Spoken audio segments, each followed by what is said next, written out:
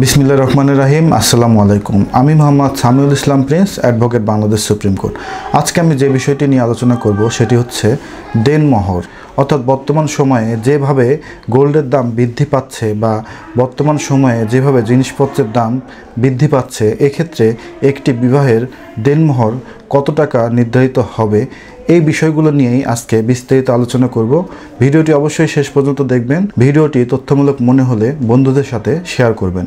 চলুন আজকের ভিডিওটি শুরু করি। বর্তমান সময়ে একটি ছেলের বিবাহের ক্ষেত্রে আতঙ্কের নাম হচ্ছে দেনমোহর।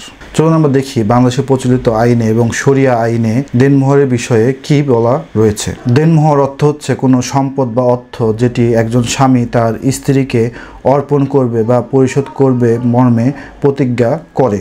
বিবাহের চুক্তিতে বা বিবাহ নিবন্ধন ফর্মে দেনমোহরের বিষয় উল্লেখ থাকুক বা না থাকুক, বিবাহের দেনমোহর একজন স্বামী তার স্ত্রীকে পরিশোধে বাধ্য থাকবে। তবে এক্ষেত্রে মনে রাখবেন, আদালতে একটি দেনমোহরের মোকদ্দমা প্রমাণের ক্ষেত্রে একটি বিবাহ নিবন্ধন ফর্ম থাকা বাধ্যতামূলক। কেননা একটি বিবাহ নিবন্ধন ব্যতীত আপনি আদালতে প্রমাণ করতে পারবেন না যে আপনার বিবাহের দেনমোহর কত টাকা ছিল।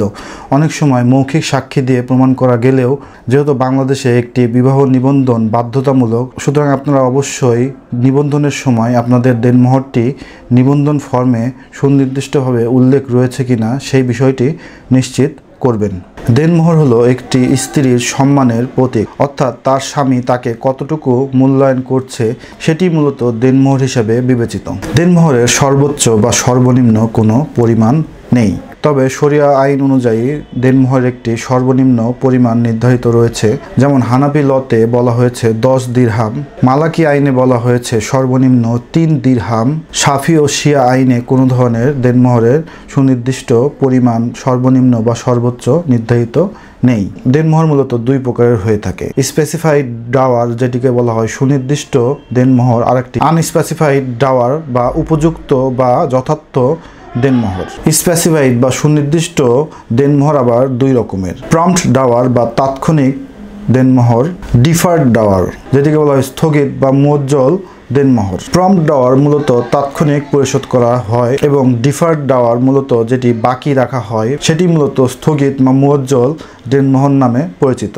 যে ক্ষেত্রে বিবাহের দেনমোহর ফিক্সড থাকে তাকে স্পেসিফাইড ডাওয়ার বা সুনির্দিষ্ট দেনমোহর বলা হয়। অর্থাৎ যে বিবাহের ক্ষেত্রে একটি দেনমোহর সুনির্দিষ্ট পরিমাণে উল্লেখ থাকে বা ফিক্সড থাকে সেটি মূলত স্পেসিফাইড ডাওয়ার। ফিক্সড ডাওয়ারের ক্ষেত্রে বা স্পেসিফাইড ডাওয়ারের ক্ষেত্রে আবার দুই ধরনের দেনমোহর রয়েছে। অর্থাৎ ফিক্সড ডাওয়ারের ক্ষেত্রে তাৎক্ষণিক যেটি পরিশোধ করা হয় সেটিকে বলা হয় প্রম্পট ডাওয়ার এবং যেটি বাকি রাখা হয় সেটিকে বলা হয় ডিফার্ড ডাওয়ার বা তলবি দেনমোহর। আনস্পেসিফাইড ডাওয়ারের ক্ষেত্রে যুক্তিসঙ্গত বা উপযুক্ত পরিমাণে দেনমোহর হতে হবে।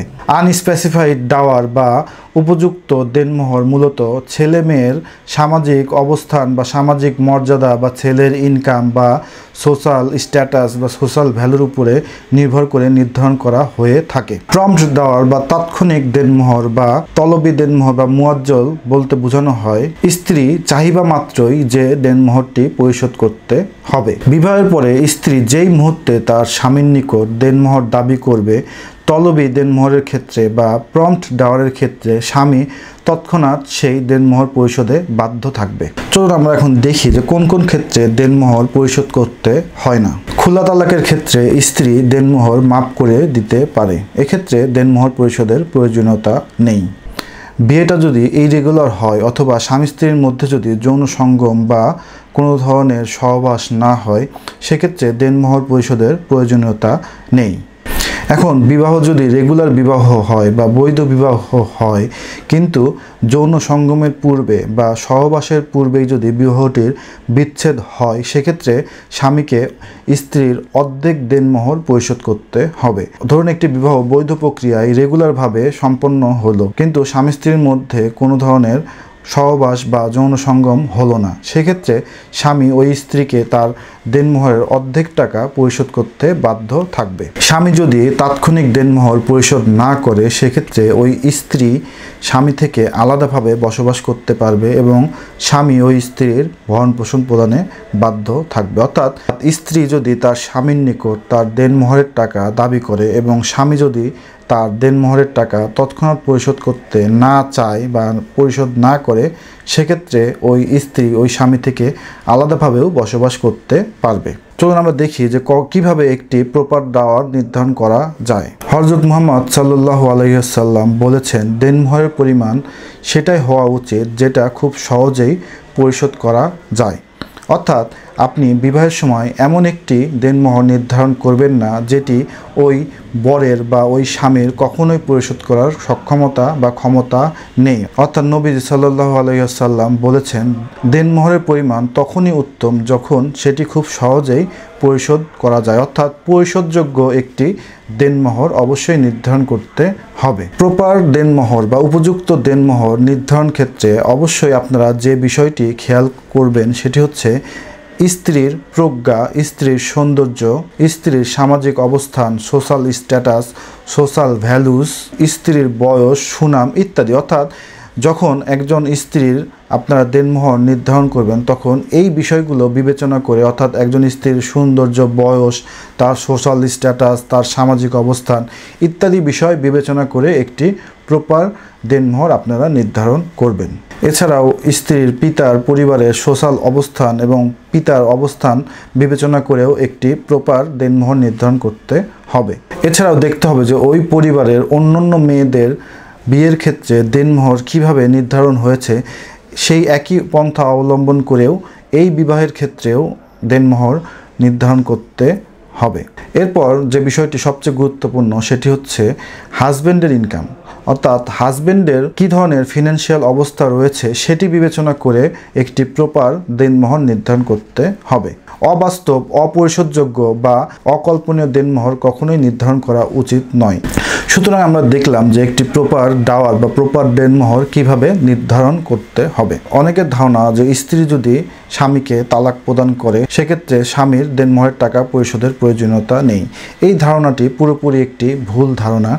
স্ত্রী ডিভোর্স দিক আর স্বামী ডিভোর্স দিক, দেনমোহরের টাকা স্বামীকে অবশ্যই পরিশোধ করতে হবে, কেননা তালাকের সাথে দেনমোহরের কোনো সম্পর্ক নেই। দেনমোহর মূলত বিবাহের সাথে সম্পর্কিত একটি বিষয়। বিবাহ করেছেন তো দেনমোহর আপনাকে পরিশোধ করতে হবে। যদি স্পেসিফাইড থাকে তাহলে আপনাকে তৎক্ষণাৎ আপনার স্ত্রীর ভরণ পোষণ পরিশোধ করতে হবে। যদি কোনো কিছু বাকি থাকে তাহলে স্ত্রী তৎক্ষণাৎ ডাওয়ারের ক্ষেত্রে যখন দাবি করবে তখনই আপনাকে স্ত্রীর দেনমোহরের টাকা পরিশোধ করতে হবে। যদি স্ত্রীর দেনমোহরের টাকা আনস্পেসিফাইড থাকে সেক্ষেত্রে স্ত্রীর সামাজিক অবস্থা, স্ত্রীর পরিবারের সামাজিক অবস্থা এবং স্বামীর ফিনান্সিয়াল অবস্থা বিবেচনা করে আনস্পেসিফাইড ডাওয়ারের ক্ষেত্রে স্ত্রীর দেনমোহরের টাকা পরিশোধ করতে হবে।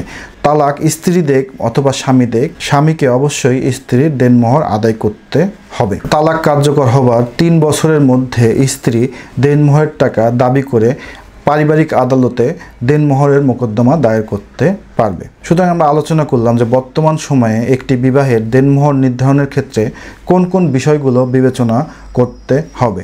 ভিডিওটি শেষ পর্যন্ত দেখার জন্য ধন্যবাদ। আসসালামু আলাইকুম।